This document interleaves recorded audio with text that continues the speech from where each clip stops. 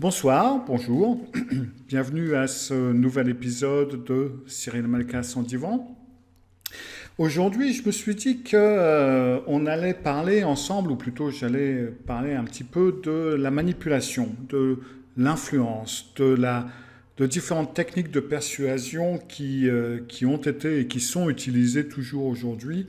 Euh, En fin de compte, pour ainsi dire, chaque jour, surtout dans le marketing, bien entendu, mais dans beaucoup d'autres endroits de la vie, dans beaucoup d'autres circonstances, c'est le mot que je cherchais, on utilise en fin de compte un peu toujours les mêmes techniques. Alors le problème qui était donné, c'est un webinaire qui m'a été inspiré par Stéphane, qui m'avait posé la question tout simplement par email en me disant, bah voilà Cyril, est-ce que vous pourriez parler un petit peu de la manipulation? Le problème lorsqu'on parle de manipulation, c'est que ça existe sur plusieurs niveaux et sous différentes techniques et qu'il est difficile de réunir tout ça dans des principes euh, qui ne font pas un petit peu l'impression qu'on est en train de faire une énumération des différentes méthodes. Parce que même si les différentes méthodes peuvent être intéressantes, ça devient rapidement ennuyeux. Donc, ce que je vais faire, c'est que je vais parler des principes de la persuasion en général. C'est-à-dire qu'en fin de compte, c'est le docteur Robert Cialdini, un Italien. Alors là, il y a ma femme qui est en train de se faire le signe de croix parce qu'elle trouve que j'ai un accent italien qui est très mauvais. Elle dit un truc du genre qui s'appelle Robert, sûrement Roberto, Cialdini ou un truc dans ce genre-là. Bon, enfin, moi, ça me fait penser un petit peu à une pizza, tout ça. Donc, je l'appelle Cialdini. Mais donc, Robert Cialdini est donc un docteur en psychologie et il a trouvé, en fin de compte, qu'il y avait 6 principes généraux de persuasion qu'on utilise. Alors, bien entendu, dans ces 6 principes, il y a des milliers de techniques différentes. Mais quelque part, quelles que soient les techniques utilisées, qu'elles soient utilisées de façon hypnotique ou qu'elles soient utilisées de façon plus consciente, en fin de compte, on va toujours retomber quelque part sur 6 principes. En fin de compte, c'est pas beaucoup. Et c'est encore une preuve que quelque part, les êtres humains, on n'est pas aussi différents et on n'est pas aussi compliqués qu'on aimerait bien le penser. Alors, déjà, on va prendre les 6 principes, l'un après l'autre. Je vais les nommer et puis après, on ira un petit peu plus en avant avec ces différents principes. Donc, le premier principe, c'est celui qu'on appelle le principe de la réciprocité, donc de faire une façon de faire quelque chose de réciproque. Le deuxième, c'est le principe qu'on appelle... Alors, là, je l'ai dit dans un ordre, mais en fin de compte, c'est pas parce que l'un est plus important que l'autre ou arrive avant l'autre, etc. Enfin, on peut les mettre dans n'importe quel ordre. C'est juste les 6 principes mis dans un ordre totalement aléatoire. Donc, le deuxième principe, c'est ce qu'on appelle le principe d'engagement, de cohérence. Puis, on a le principe qu'on appelle le principe de la preuve sociale. Le quatrième principe est le principe d'aimer ou d'amour. Puis arrive le cinquième principe, qui est le principe d'autorité. Et le sixième et dernier principe dans cette liste est donc le principe de rareté. Quelle que soit la méthode qui va être utilisée pour vous persuader, pour vous influencer, on va finir par retomber sur une de ces méthodes. Bien entendu, dans la plupart des cas, en fin de compte, rien ne dit qu'on est obligé de se concentrer ou de n'utiliser qu'une seule de ces méthodes.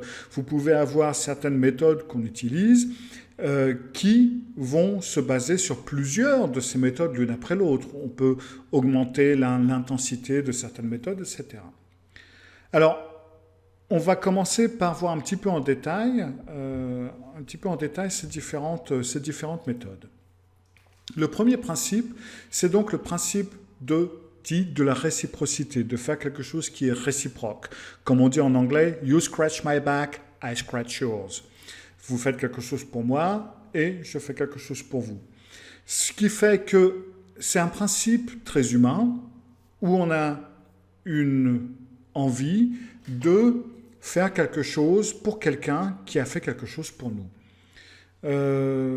C'est un principe très humain et qui est très ancré en nous, quelque part, un espèce de principe de reconnaissance. Ce qui fait que on peut le résumer par un principe psychologique qui dit que lorsqu'on reçoit quelque chose, lorsque quelqu'un fait quelque chose pour nous, donc lorsqu'on reçoit quelque chose, ça peut être quelque chose, bien entendu, de concret, mais ça peut aussi être quelque chose de totalement abstrait.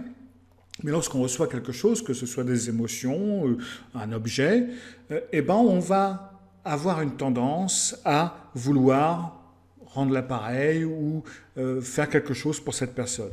C'est ce fameux principe que l'on peut trouver dans pas mal de magasins, pas mal de supermarchés, le principe d'avoir une personne qui passe avec un petit plat où vous avez des petits morceaux de fromage ou des petits morceaux de charcuterie ou je ne sais pas trop quoi, et puis eh ben, la personne va vous donner quelque chose, bah, tenez, goûtez, et donc généralement, on a au moins une tendance à au moins écouter ce que la personne va vous dire plutôt que de lui rendre le gobelet vide en lui disant merci,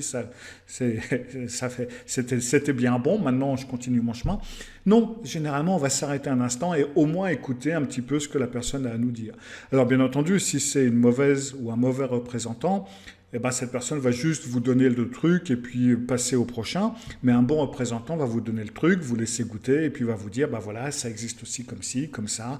Et là, tout simplement, vous allez avoir une tendance à écouter, à voir ce que la personne veut vous montrer ou vous dire.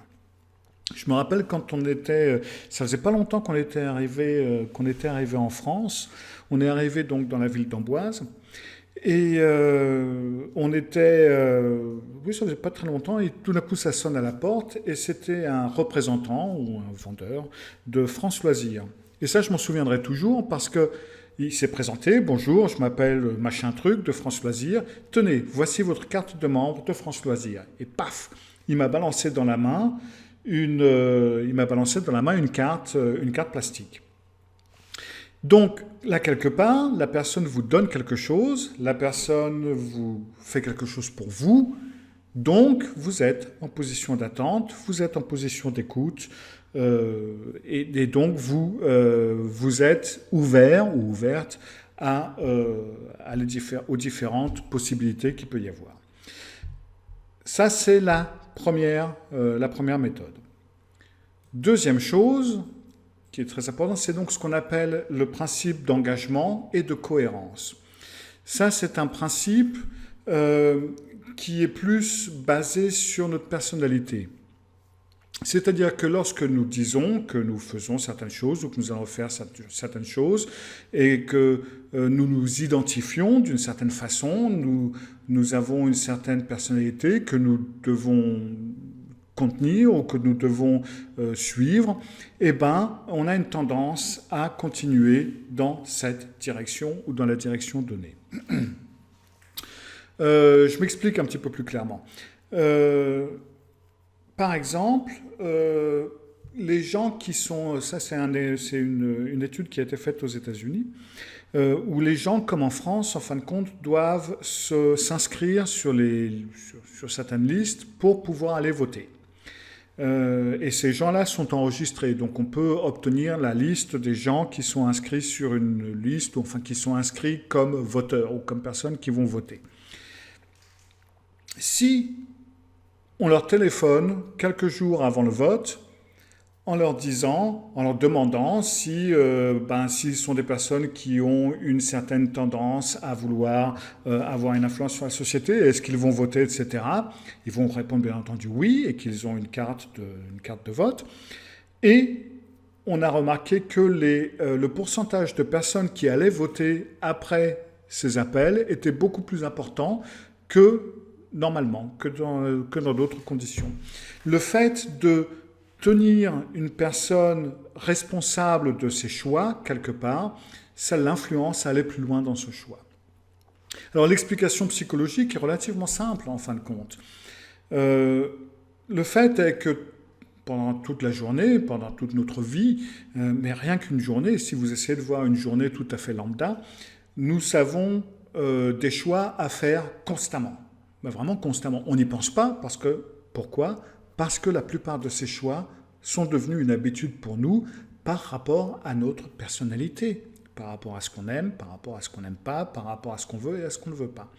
Donc on a, d'une certaine façon, catégorisé ces choix, d'une certaine façon, de façon à ne pas avoir à penser constamment à nos choix. Donc, on a tout naturellement une tendance à continuer dans la direction dans laquelle on va, en règle générale. Maintenant, si on prend un exemple, ça c'est un petit test psychologique que je faisais à l'époque avec mes étudiants, où on mettait différentes personnes dans des situations un petit peu différentes. Disons Monsieur Dupont et disons Monsieur Durand. Bon. Monsieur Dupont et Monsieur Durand ont l'habitude de faire le même chemin quand ils rentrent du travail pour aller à la maison. Tous les soirs, à 17h pile, ils ferment leur valise, enfin leur petite mallette de travail, ils prennent leur voiture et ils prennent exactement le même chemin pour rentrer à la maison. Bon, pas le même chemin l'un que l'autre, bien entendu, mais ils prennent eux-mêmes le même chemin chaque jour. Un jour, Monsieur Durand se dit « Oh, j'en ai un peu marre de prendre toujours la même route, je vais prendre un autre chemin pour rentrer à la maison aujourd'hui. Ça va me faire 2 minutes de plus, mais je verrai autre chose. » Et Monsieur Durand prend un autre chemin qu'il a l'habitude pour rentrer chez lui. Monsieur Dupont, lui, il reste très conservateur et il va prendre son même chemin comme d'habitude. Dans les deux cas, M. Durand et M. Dupont, ou plutôt le contraire, Dupont et Durand, vont avoir un accident. Il s'agit d'un camion devant eux qui va faire tomber une pierre ou des pierres qui vont tomber sur le capot de la voiture et donc il va y avoir un accident. Bon, ce n'est pas un accident important, mais suffisamment pour que ça coûte une petite fortune en carrosserie. Dans les deux cas, c'est exactement le même accident qui s'est produit et dans les deux cas, les dommages sont exactement les mêmes. Et dans les deux cas, ni M. Dupont ni M. Durand ne sont responsables de quoi que ce soit dans l'accident. Maintenant, si vous y réfléchissez un petit peu, d'après vous, lequel des deux va être plus irrité par l'accident? M. Dupont, qui a pris le même chemin qu'il a pris d'habitude, ou M. Durand, qui a choisi de prendre un autre chemin? Je vous laisse une seconde ou deux pour réfléchir. La réponse, c'est, point de vue cognitif, c'est M. Durand. Parce qu'on est plus agacé, on est plus irrité de quelque chose de négatif qui nous arrive lorsqu'on fait quelque chose d'inhabituel que lorsqu'on fait quelque chose d'habituel. Donc, de cette façon, nous avons l'habitude de garder certains choix et certaines possibilités et certains modes d'action parce qu'ils correspondent à notre personnalité et parce que comme ça, on est plus sûr de nous et on se sent plus à l'aise. Disons, par exemple, que ça sonne à la porte et c'est un représentant, c'est un monsieur bien mis sur lui qui va vous dire « Bonjour, monsieur truc machin ou mademoiselle, je m'appelle monsieur Trucmuche et est-ce que je suis en train de faire une enquête sur les animaux, est-ce que vous aimez les chiens ?» Bon, on va admettre que vous aimez les chiens. Donc on va répondre, bah oui, j'aime bien les chiens. Vous avez eu des chiens étant plus jeune, etc. Ah, oui, j'en ai même un là maintenant. Ou enfin, bref, donc on parle un petit peu, des chiens, etc. Et puis donc ce monsieur va vous dire, très bien. Est-ce que je suis en train de faire j'essaie de rassembler de l'argent pour les chiens qui sont sans domicile, etc., pour la SPA ou ce que vous voulez. Est-ce que ça vous dirait de donner 1 euro, 5 euros, vous pouvez donner ce que vous voulez, disons 1 euro, ne serait-ce qu'1 euro pour aider un chien aujourd'hui? Bah oui, bien sûr, pas de souci. Donc, on fouille dans sa poche, on donne 1 euro ou on donne 5 pour ne pas paraître un petit peu trop radin quand même. On va lui affiler 5 euros. Puis le gars, il va continuer. Il va vous dire, est-ce que ça vous gênerait si je mets une pancarte devant votre maison qui dit, bon, ben ici, on aime les animaux, ici, on aime les chiens, faites attention aux chiens, un truc dans ce genre-là. Bon, vous avez déjà dit que vous aimez les chiens. Vous avez continué en payant un petit peu pour les chiens. Et puis, bon, ben, la pancarte, c'est juste, dira-t-on, une étape de plus, et puis en plus de ça, ça ne vous coûte pas grand-chose, ça ne vous coûte rien. Bah oui, donc on va y aller. Et donc, vous allez avoir la pancarte. Maintenant, un peu plus tard, ce gentil monsieur pourra en revenir et vous demander plus d'argent et vous demander plus de choses pour aider les animaux. Parce que comme vous avez déjà fait une certaine action ou plusieurs actions, c'est plus cohérent par rapport à ce que vous avez fait auparavant. Ça suit une ligne. Vous avez commencé à prendre l'habitude. Et de là à ce que vous payez, par exemple, je ne sais pas, s'il veut vous dire, bah écoutez, vous pouvez pour 50 € par mois aider un animal à survivre, autant d'animaux à survivre, et puis on va vous donner un petit autocollant que vous pouvez mettre sur votre boîte aux lettres, ou un petit pins pour mettre sur votre cravate, qui prouve que vous êtes ami des animaux, etc. etc. Là, c'est le principe, encore une fois, de vous donner quelque chose pour autre chose. Pof, et ben c'est vous roulez parce que vous êtes engagé, et ça doit être, et votre comportement doit être cohérent avec votre comportement précédent. Donc vous voyez comment, en jouant sur certains principes de base qui, en règle générale, enfin, au départ, sont faits pour nous éviter des problèmes, eh ben, on peut renverser un petit peu la vapeur pour vous faire avancer dans une direction que vous ne voulez peut-être pas nécessairement prendre. Troisième principe, la preuve sociale. Alors la preuve sociale part du principe que si nous voyons un groupe agir d'une certaine façon, nous avons tendance à le suivre. Il y a Henrik qui me demande si c'est le principe de upsell en marketing. Ouais, c'est un petit peu le même principe. Une fois que vous avez dit... Alors, le upsell en marketing, c'est lorsque vous achetez un produit, on vous en propose aussi un autre qui peut vous aider ou qui généralement coûte plus cher ou qui est mieux, etc. Et de cette façon, vous faire avancer d'un principe à un autre pour acheter plus ou pour en prendre plus. Donc oui, c'est ce principe-là qui est suivi dans ce qu'on appelle le upsell. Oui. Alors, la preuve sociale, c'est plutôt un petit peu du genre... Tiens, je me rappelle toujours à Amboise, il y avait un camion qui venait de temps à autre. Il venait de Bretagne, d'ailleurs. Et puis, ils avaient donc différents légumes. Ils avaient des carottes, ils avaient des patates, ils avaient plein de trucs. Et donc, il passait dans toutes les maisons, il frappait à la porte, et puis il demandait si on voulait acheter, je sais pas moi, 25 kilos de patates, un truc dans ce genre-là. Et une des premières choses qu'il nous disait, c'est, bah tiens, je sors de chez votre voisin, et lui, il en a acheté 75 kilos. Il était que 3 dans sa famille, vous êtes 4, vous pourriez bien prendre 100 kilos sans problème. Ça, c'est le même principe. Si le voisin l'a fait, si quelqu'un d'autre l'a fait, bon, bah, moi aussi.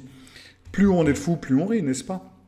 Pour parler d'une entreprise qui a vraiment la main mise sur le marketing, pour ne pas la nommer, il s'agit d'Amazon.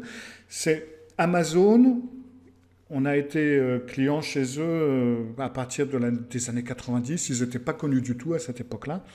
Et on vient seulement d'arrêter, on ne les utilise plus du tout parce qu'on n'est pas tout à fait en adéquation avec les méthodes de livraison. Donc on a laissé tomber Amazon, en tout cas pour acheter. Mais point de vue marketing, Amazon, c'est vraiment la Bible du marketing. Enfin, déjà, ils ont une page qui est incroyablement bien faite et efficace. Et en plus, ils ont un très bon suivi. Si vous avez vu certains articles, ils vont vous envoyer un mail en vous disant bah, « vous avez acheté ça, donc ceci ou cela vous intéresserait, etc. » Et donc là, dans Amazon, vous avez justement le principe de la preuve sociale. Si vous voyez un produit, n'importe lequel, vous allez voir déjà, en haut de page, vous allez voir le produit présenté et vous allez voir un nombre d'étoiles. Donc là, vous allez voir par exemple qu'il y a eu 500 personnes qui ont mis des étoiles et le produit a 4 étoiles et demie ou 5 étoiles. Et à un autre endroit, vous allez voir il y a 600 personnes qui ont mis des étoiles et il a 1 étoile et demie. Qu'est-ce que ça vous dit? Eh bien oui, vous n'allez pas faire comme ceux qui... Enfin, si un produit a 1 étoile et demie et l'autre a 5 étoiles, vous allez aller avec celui qui a 5 étoiles, bien entendu. Mais, en fin de compte, vous ne pouvez jamais être sûr. Qui vous dit que ce ne sont pas des étoiles payées, si on dit ça comme ça? C'est un fait. Amazon fait attention à ce principe-là, mais ce n'est pas toujours efficace. Ensuite, un peu plus bas sur la page, vous allez voir « Produits fréquemment achetés ensemble ».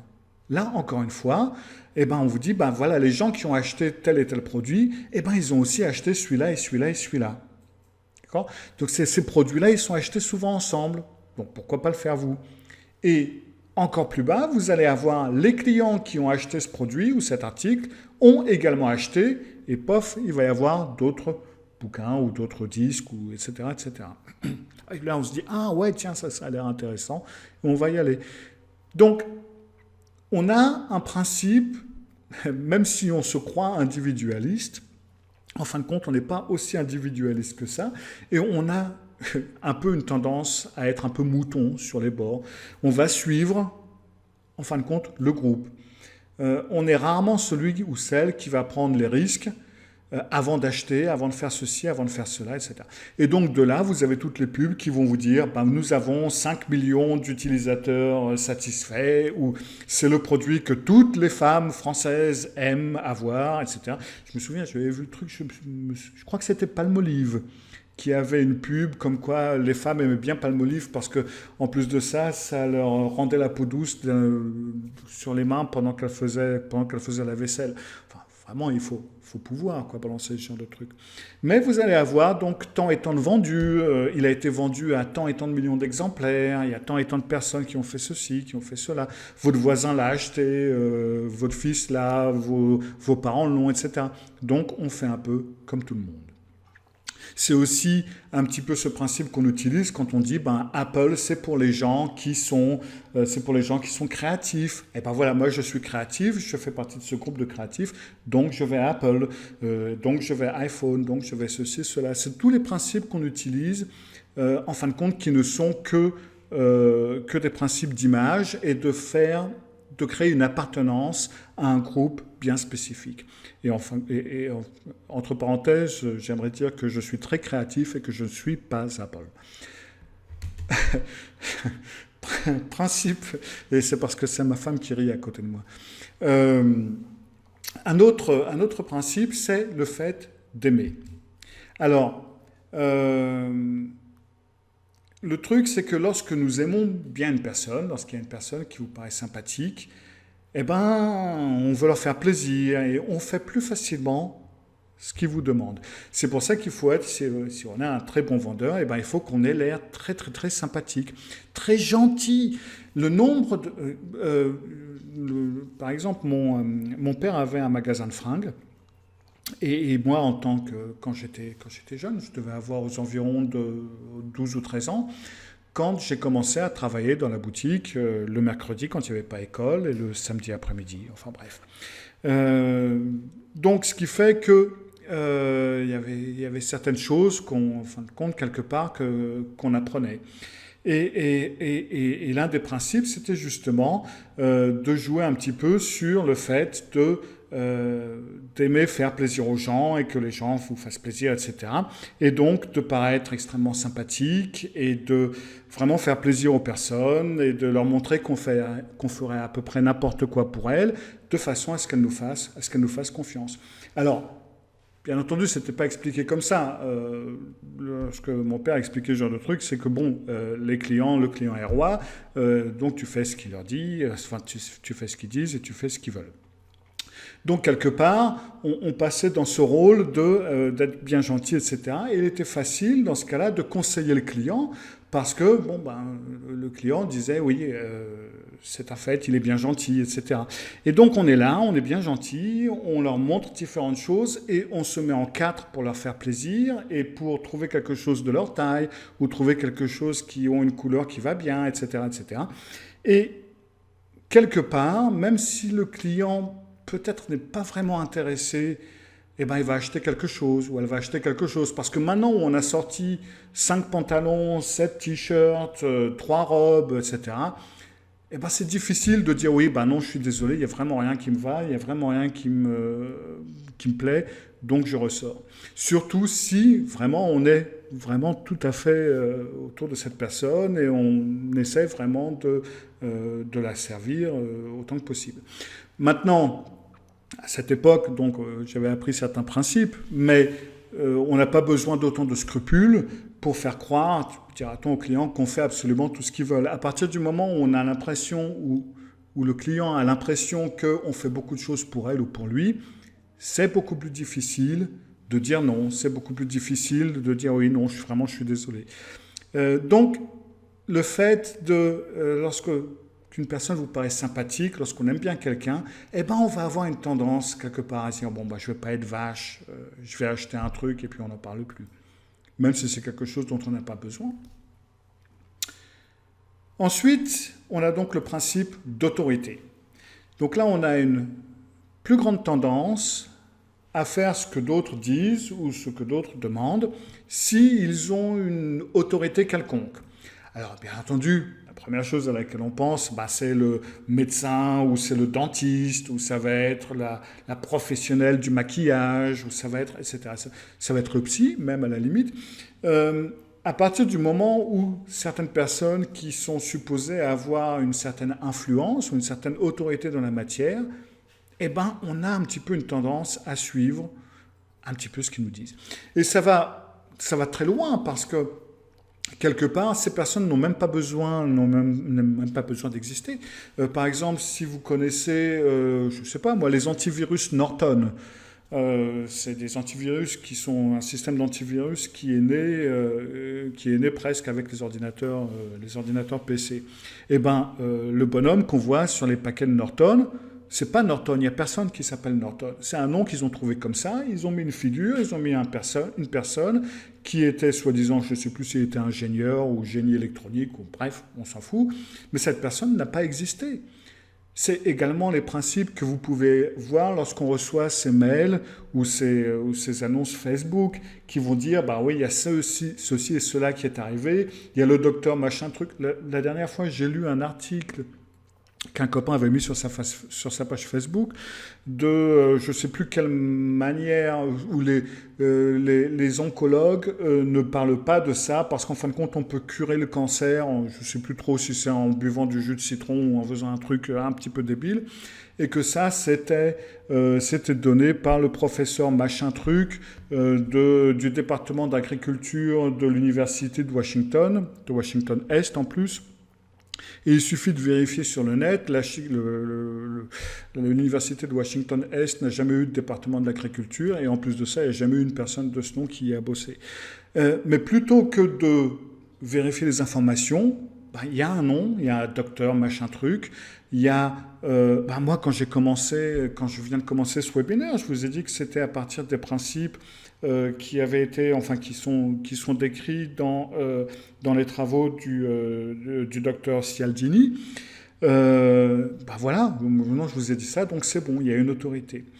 Et donc, c'est un petit peu tout ce genre de principes qu'on peut voir quand on peut voir que telle et telle personne est interviewée par Oprah Winfrey ou par quelqu'un d'autre d'important. Bon, ça leur donne une autorité.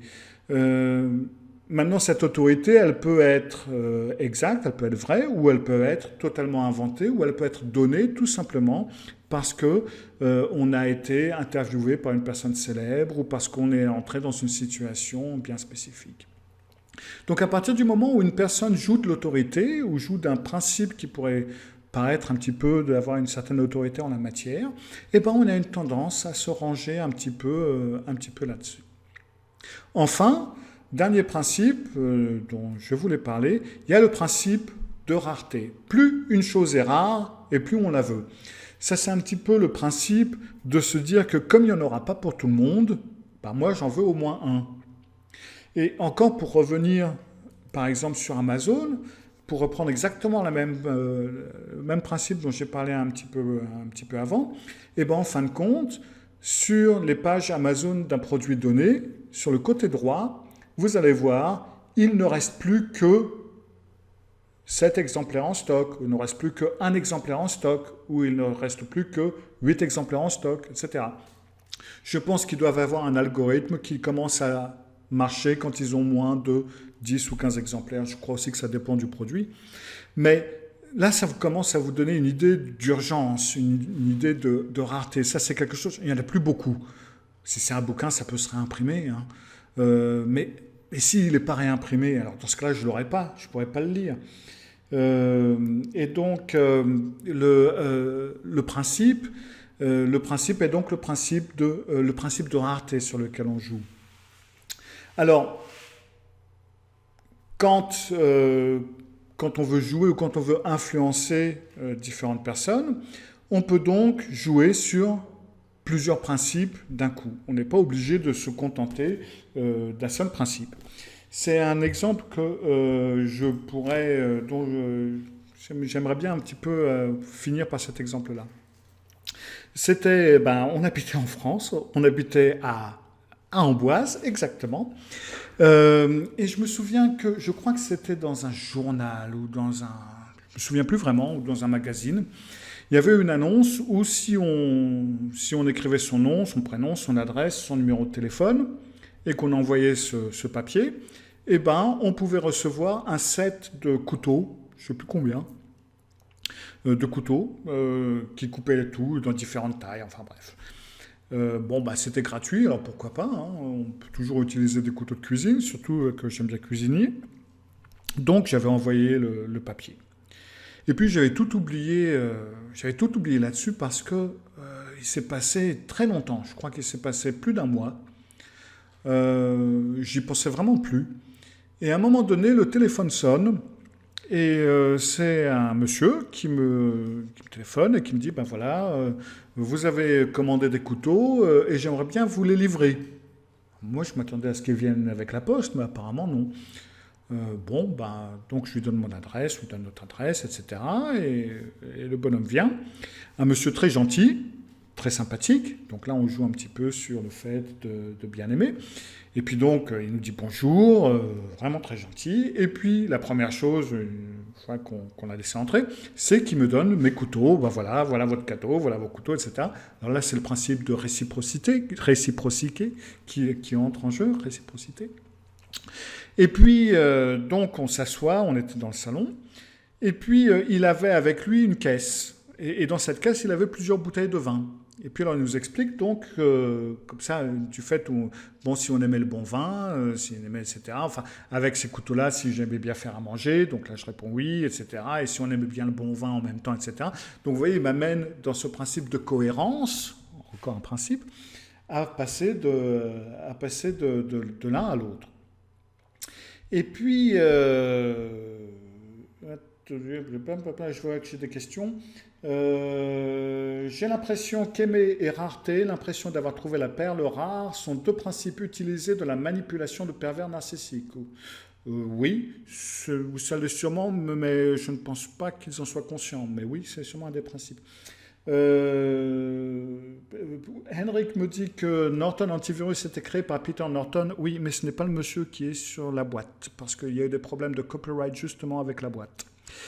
Ok, je crois que c'est tout. donc, on est arrivé, donc on commence à parler donc, des couteaux à la nourriture, à manger. Et puis après ça, bien entendu, on en arrive au vin.